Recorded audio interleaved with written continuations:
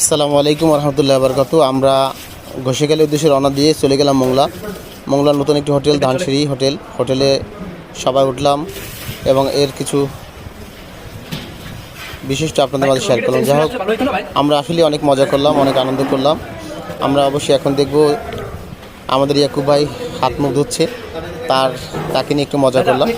আসলেই ভালো একটি মুহূর্ত কাটলো সবার। হঠাৎ করে রাত 11:30 আমরা যে মোংলা পড়ছি, দেখেন ইয়াকুব ভাইয়ের অবস্থাটা দেখেন। সে খুব সুন্দরভাবে আসলে ক্লান্ত হয়ে গিয়েছিলাম সবাই, যার কারণে ফ্রেশটা খুব দরকার ছিল। আমরা ফ্রেশ হলাম এবং আমার পায়ে অনেক কাদা লেগেছিলো, যার কারণে বাথরুমে গিয়ে পাটা ধুয়ে নিলাম। যাই হোক, তারপরে আমরা এলাম সবাই একসাথে।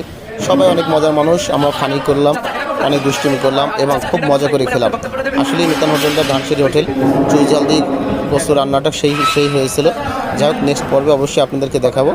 অবশ্যই চাচার একটু মজাটা দেখেন, চাচা কীভাবে তার ছবিটা তুলতে চাচ্ছিল না, শালম কাকা অবশ্যই সে নিচে লুকিয়েছিল, কিন্তু সিস্টেম অনুযায়ী সে ধরাই খেয়ে গেল, সে কিছু বলবেই না। আসলে একটা মজার মানুষ আমাদের প্রিয় কাকা শালম কাকা।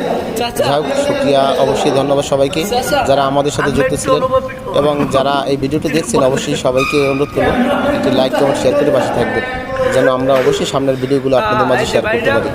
আসলে সবাইকে অসংখ্য ধন্যবাদ, আমরা যারা একসাথে ছিলাম। আসসালামু আলাইকুম।